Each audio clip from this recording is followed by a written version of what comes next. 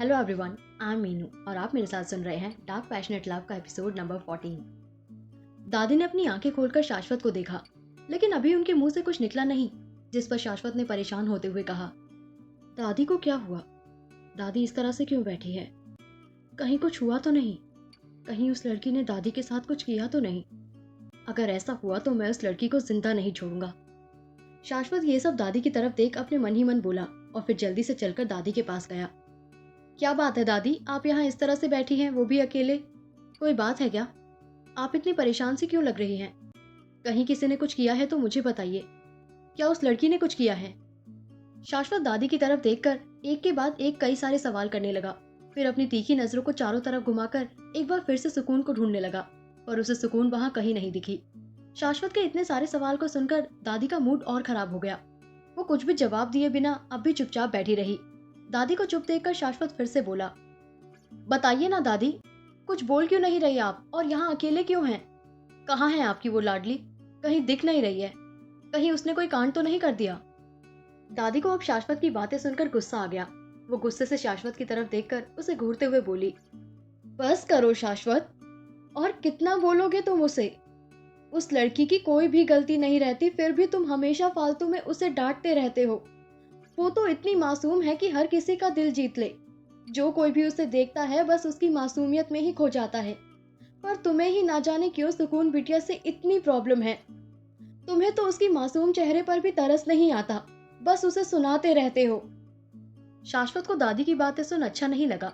वो कुछ बोलता उससे पहले ही दादी सोफे पर से उठी और वहां से जाते हुए बोली, तुम्हारे लिए खुशखबरी है।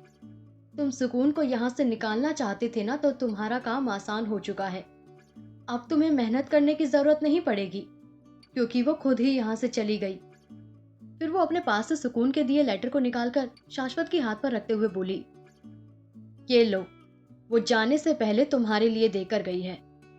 इतना बोलकर दादी जाने लगी।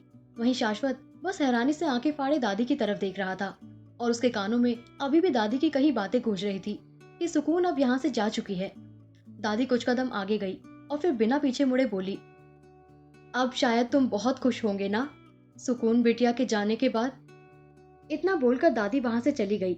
शाश्वत अभी भी हैरानी में अपनी जगह पर ही खड़ा था। ऐसा लग रहा था जैसे मानो वो अपनी जगह पर फ्रीज हो गया। शाश्वत अपनी जगह पर खड़ा था और वो वहीं खड़ा रह गया। उसकी नजरें बस सामने की तरफ टिकी हुई थी। अचानक ही वो अपने सेंस में आया और उसका ध्यान अपने हाथों में पकड़े लेटर पर गया। उसने कुछ सेकंड तक उस लेटर की तरफ घूर कर देखा, फिर उसे ओपन करके देखा और पढ़ने लगा।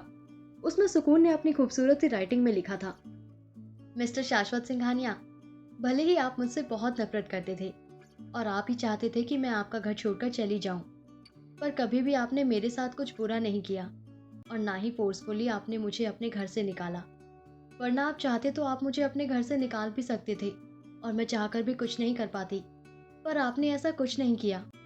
आपने बस अपना गुस्सा दिखाया, पर कभी मेरे साथ कुछ बुरा नहीं किया, किसी भी तरह से मुझे हर्ट नहीं किया। इससे यही पता चलता है कि आप दिल के बुरे नहीं हैं। आप कभी किसी का बुरा नहीं कर सकते। आपके यहाँ मैं इतने दिनों से रही, और इन दिनों में अगर मुझसे कोई गलती हुई तो मैं उसके लिए आपसे सॉरी बोलती हूँ। मैं भले ही यहाँ से जा रही हूँ, पर मैं हमेशा दादी से मिलने आया करूँगी, क्योंकि दादी तो मेरे लिए बहुत ही ज़्यादा इम्पोर्टेंट है। उन्होंने जितनी मेरी केयर की है उतना शायद ही कोई करेगा। सच में मैं दिल से उनसे कनेक्ट हो गई हूँ। एक बार फिर से मैं आपसे ये कहना चाहूँगी कि अगर आपको मेरी कोई बात बुरी लगी हो या आपको मुझसे कोई परेशानी हुई हो तो उसके लिए मैं आपसे सॉरी बोल रही हूँ। ये सब पढ़कर शाश्वत ने गुस्से से अपने हाथों की मुट्ठी बना ली और उस मुट्ठी में उस लेटर को भरने लगा। उसकी आंखें गुस्से से लाल हो गई थी। वो बुरी तरह से तिलमिला गया था। उसके हाथों की नसें उभर आई थी। वो दांत पीसते हुए बोला, सुकून, लगता है आप कुछ ज्यादा ही सोचती हैं। भला तुम मुझे क्या परेशान करोगी? शाश्वत सिंघानिया को आज तक किसी ने परेशान नहीं किया, और अगर किसी ने किया है तो शाश्वत सिंघानिया ने उसका नामो निशान मिटा दिया है। तो फिर तुम्हारी क्या हस्ती है? और तुम भी दुनिया की बाकी लड़कियों की तरह ही एहसान फरामोश निकली। जब मतलब था तो कैसे यहाँ दादी के साथ रही, और आज देखो किस तरह से अपना मतलब निकलते ही दादी को छोड़कर चली गई। यहाँ दादी तुम्हारे लिए कितनी परेशान है, पर नहीं, तुम्हें तो सिर्फ अपनी ही पड़ी है ना, इसलिए मुझे नफरत है तुम जैसी लड़कियों से। आई हेट यू मिस सुकून। शाश्वत इतना बोलते हुए गुस्से से अपने रूम की तरफ बढ़ गया। उसने अपने रूम में जाकर पिलो को उठाकर बेड के नीचे फेंक दिया और वहां से वॉशरूम की तरफ बढ़ गया।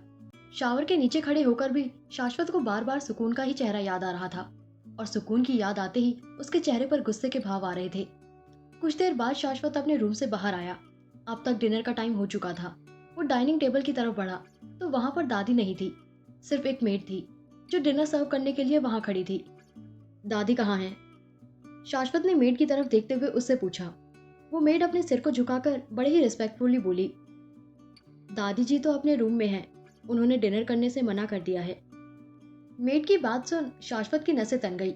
वो तुरंत दादी के रूम में गया तो दादी रूम में चेयर पर अपनी आंखें बंद किए हुए बैठी थी। उनके चेहरे को देखकर ही पता चल रहा था कि सुकून के जाने से वो कितनी हर्ट हुई है। क्या हुआ दादी? आपकी तबीयत ठीक नहीं है क्या? आप ऐसे यहाँ क्यों बैठी हैं? शाश्वत दादी के पास आकर उनके पास नीचे घुटनों के बल बैठकर उनसे पूछा। दादी, जो कि आंख बंद की हुई थी, वो शाश्वत की बात सुन अपनी आंखें खोली और उनकी तरफ देखते हुए बोली, मुझे कुछ नहीं हुआ है, मैं बिल्कुल ठीक हूँ। तो फिर आप डिनर करने से क्यों मना कर रही हैं? आप चलिए मेरे साथ डिनर करने के लिए। दादी, आपके चेहरे को देखकर ही पता चल रहा है कि आप उस लड़की के जाने से कितनी हर्ट हुई हैं। क्या मैं कुछ नहीं हूँ आपके लिए? जो थी सिर्फ वही लड़की थी। शाश्वत दादी की तरफ देखकर उनसे बोला। दादी ने शाश्वत की तरफ एक तिरछी नजर से देखा और फिर वो बोली, आज मेरा बिल्कुल भी मूड नहीं है डिनर करने का। तुम जाकर डिनर कर लो और प्लीज इन सब में बेचारी सुकून बिटिया को बीच में लाने की जरूरत नहीं है शाश्वत तुम्हें। शाश्वत ने दादी की बात पर उनकी तरफ देखते हुए पूछा, आखिर बात क्या हुई है? दादी, आप इस तरह से अचानक डिनर करने से क्यों मना कर रही हैं? कहीं मैं जो सोच रहा हूँ वो सही तो नहीं?